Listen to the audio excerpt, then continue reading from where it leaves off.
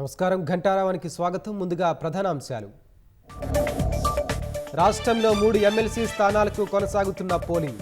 సాయంత్రం 4 గంటల వరకు ఓటింగ్ ప్రక్రియ.